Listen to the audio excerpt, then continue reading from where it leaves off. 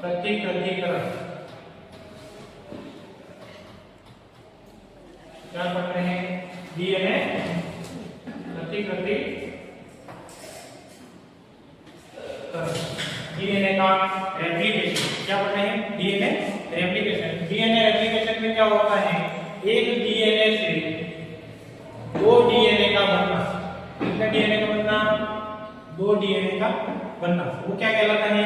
DNA replication. क्या कहलाता है? DNA replication.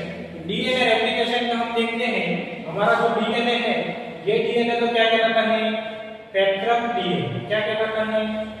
पैतृक डीएनए। इस पैतृक डीएनए से कितने डीएनए बनेंगे? दो डीएनए बनेंगे। तो ये दोनों कौन से डीएनए कहलाएंगे? पुत्री डीएनए।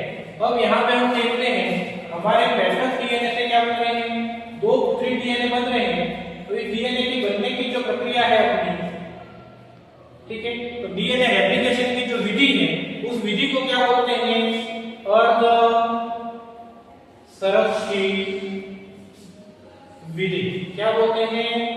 अर्ध संरक्षी विधि, सेमी ऑटोनोमस।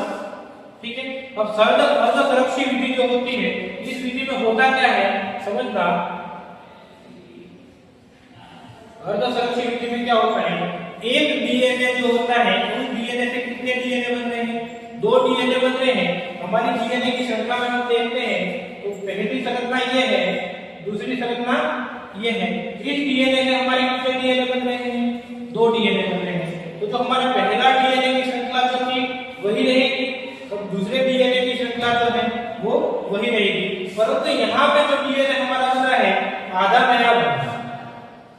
तो इसमें एक चेन नहीं बनेगी, इसमें एक चेन नहीं बनेगी। दोनों आधी आधी चेन का नया बनना क्या कहलाता है? अर्ध संरक्षी। क्या कहलाता है? अर्ध संरक्षी विधि। अब डीएनए रेप्लिकेशन जो होता है हमारा, तो डीएनए रेप्लिकेशन जो होता है, उस डीएनए रेप्लिकेशन में हमारी कितनी विधियां होती हैं? कितने स्टेप होते हैं? दो स्टेप। कितने स्टेप होते हैं? दो स्टेप। अब इसके स्टेप जो है हमारे वो कितने हैं? दो। पहला है अकुंडलन। क्या है? अकुंडलन। और दूसरा जो स्टेप है हमारा वो कौन सा है?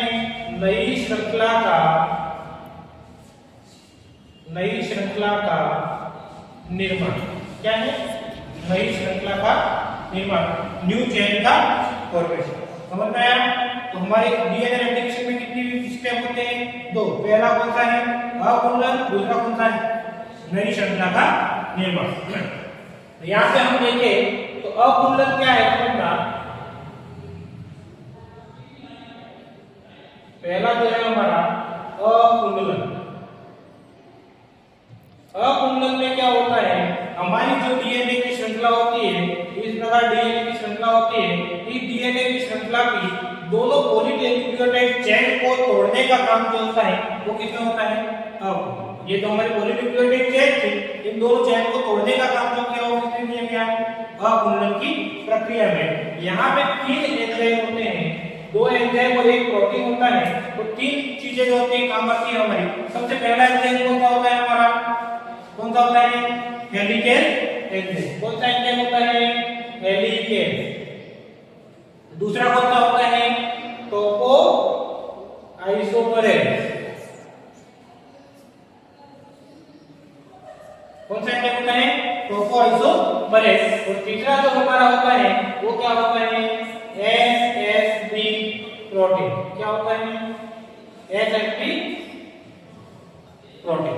ये तीन चीजें यहाँ पे काम आती है अकुंडलन की प्रक्रिया। कौन सी प्रक्रिया में? अकुंडलन की प्रक्रिया में। हम देखते हैं अकुंडलन की प्रक्रिया में इन तीनों एंजाइम का रोल क्या होता है, उसके बारे में हम बात करें तो जो हमारी डीएनए की स्ट्रक्चर होती है, ये इस प्रकार की स्ट्रक्चर है। इस स्ट्रक्चर से डीएनए का रेप्लिकेशन जब होगा तो सबसे पहली प्रक्रिया जो होगी इस प्रकार बनेगा। इसे हम क्या बोलते हैं? अकुंडलन। क्या बोलते हैं? अकुंडलन। और अकुंडलन हो रहा है तो सबसे पहले एक एंजाइम का हमारा है, उस एंजाइम का नाम क्या है? Helicase enzyme. क्या नाम है? Helicase enzyme. ये हेलिकेज एंजाइम जो होती है इन दोनों पॉलीन्यूक्लियोटाइड चेन को तोड़ने का काम करती है। क्या करती है? तोड़ने का काम करती है, तो दोनों को तोड़ने का काम जो कर रहा है वो हमारा कौन सा एंजाइम कर रहा है, हेलिकेज एंजाइम। अब इन दोनों पॉलीन्यूक्लियोटाइड के मध्य में एक बॉन्ड होता है, उस बॉन्ड को हम क्या बोलते हैं, हाइड्रोजन बॉन्ड। और इस हाइड्रोजन बॉन्ड को यहां से तोड़ने का काम जो करेगा वो हमारा कौन सा करेगा, टोपोआइसोमरेज एंजाइम। कौन सा एंजाइम करेगा, टोपोआइसोमरेज एंजाइम। उसके बाद हमारा एस प्रोटीन जो होता है वो यहाँ पे इकट्ठा होता है, तो इन दोनों को आपस में वापस जोड़ने से, वापस कुंडल होने से रोकने का कार्य करता है, वो हमारा कौन होता है, एस प्रोटीन। धन्यवाद।